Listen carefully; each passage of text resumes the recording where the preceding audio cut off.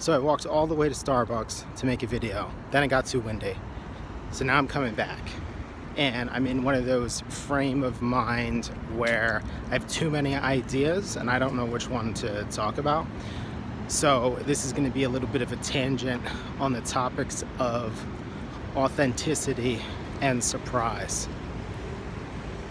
So authenticity, I was thinking about, there's been big news that Supreme was acquired or took on a huge investment recently, sort of further cementing the fact that Supreme is big business.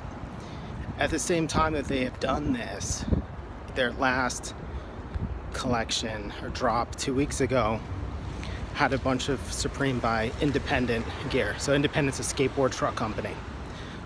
It's one of those brands that forever you've seen worn by people who don't skate, but not to the extent that you might see with, say, Thrasher t-shirts or whatever. So they do this collection with Independent. It's super cool stuff and it looks really nice. And I was thinking about the fact that here's this brand that everything that they do sort of counters common sense. Collaborations with brands that don't make sense outside of certain subcultures. Not really telling anybody what they're putting out, except very selectively, never stocking enough product, not especially known for being nice to their customers, even though you get a bunch of stickers all the time and stuff, and they're fine, and they manage, as they grow, they sort of manage things. It's not like they let these lines be a free-for-all and whatnot. But it's all been sort of counterintuitive. But I think there's this huge thing, and I don't think it's talked about enough, which is that authenticity at the core of Supreme, and how much of what Supreme does is not corny, but is the tastes of grown adults. So Morrissey is a cult figure, but Morrissey is really a cult figure, I'd say, for people 35 to 50, not your typical sort of sexy audience to be chasing after. And that's a Supreme collab. Or, they did a Ghetto Boys Rap-A-Lot collection. I'm not sure how much shine the Ghetto Boys get these days. I can't imagine that it's a lot. And yet here they are selling out product to put on cool kids with the Ghetto Boys 1988 record cover, We Can't Be Stopped. And it's not like Supreme do any explanation, right? They don't do a big PR push to soften the market and explain why the Ghetto Boys are significant. They seem like they could care less. And I think what they end up doing is they end up like sort of curating this stuff through the clothes, and they seem intent on just doing whatever the hell they please, whether it's like a high quality product or a high fashion product or just a brand they're into. They routinely are sort of pushing anti-hero or independent. Or last time I was in a Supreme store, there was almost no Supreme gear. There was just stuff from FA, Hockey, and Heaps Chat, which is like a little DIY zine project from LA. And here they are making money for their friends by selling this stuff to Japanese tourists. And I don't mean that like dismissively. So authenticity is at the core of that. And I think we so often think that you compromise your authenticity in order to grow. But it seems like the internet age is showing that you guard your authenticity at all costs in order to grow. Another example is Palace. I would be shocked if most people wearing Palace stuff knew that it's a skate brand. I really wouldn't believe that they would think that. And yet they are, and they're, one of their things they recently did was open a free skate park this winter in London called Wadlands. Is that how I pronounce it? I can't do like the British Rastafarian things or whatever. Patois, as it were. So they open up the skate park. It's in homage to a old British park called Radlands, and they make it free. And everything they do is about skate culture in that regard. So instead of doing the pro training facility that you have to have a key to get into, they do the free, open to the public one. And then they plaster it in corporate logos. And if my hands were free, corporate would be in quotes. Because what they did is, instead of going out and getting board sponsors and magazines and energy drinks to sponsor the park so that it could be free, they actually plastered it with Palace takedowns of existing logos. So there's like which ones stand out to me? There's a Palace Alien Workshop logo, and I know there's more, but I can't remember. But it doesn't really matter, so it's not totally the point. But the thing is, like, they made this park that only skateboarders can make, and I think it's hanging on to that lets them grow. Now, as a contrast, somehow I ended up on the website of Elwood, the clothing brand, the other day. Elwood, now twice, has killed its skate program.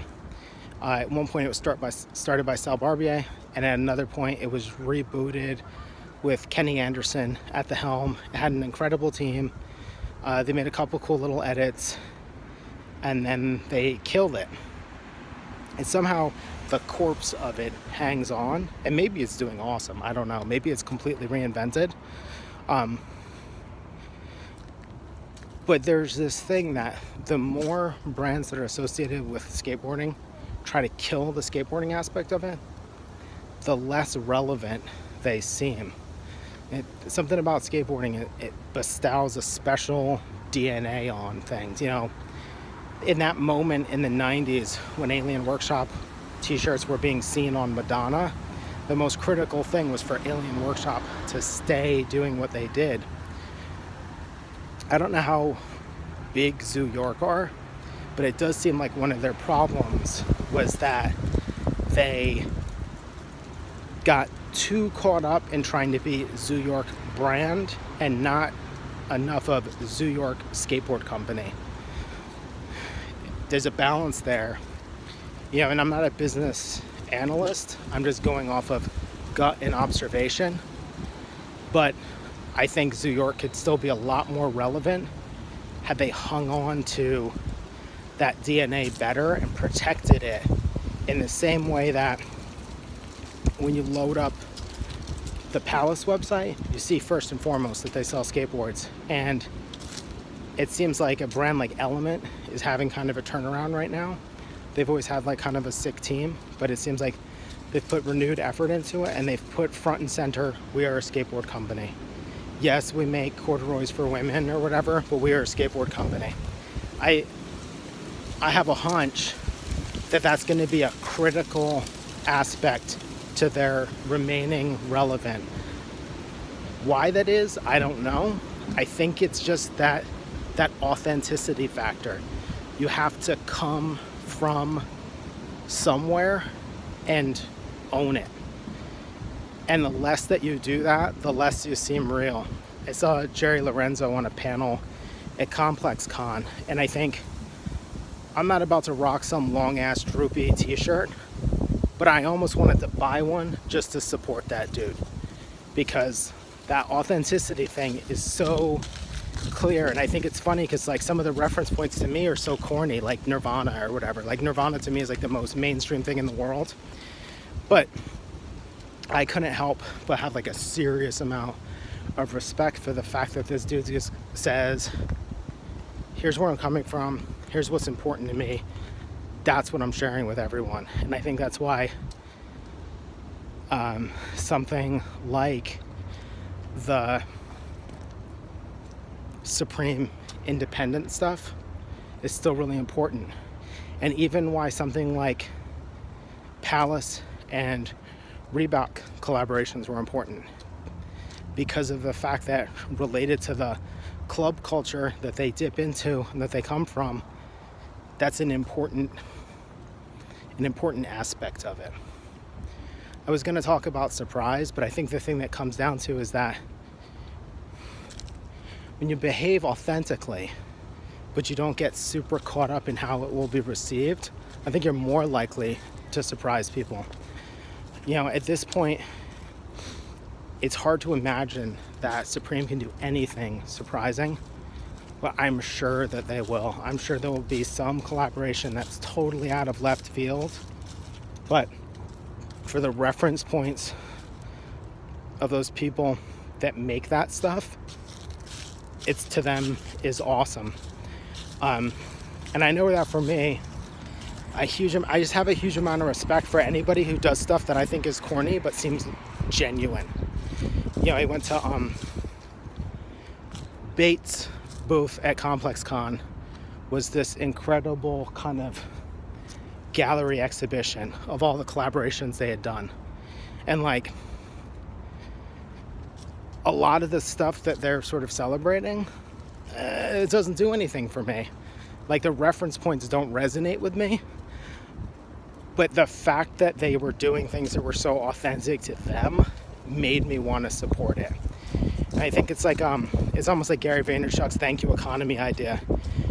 You give and give and give, and you be authentic, and you own what you're about, and people can't help but be attracted to that.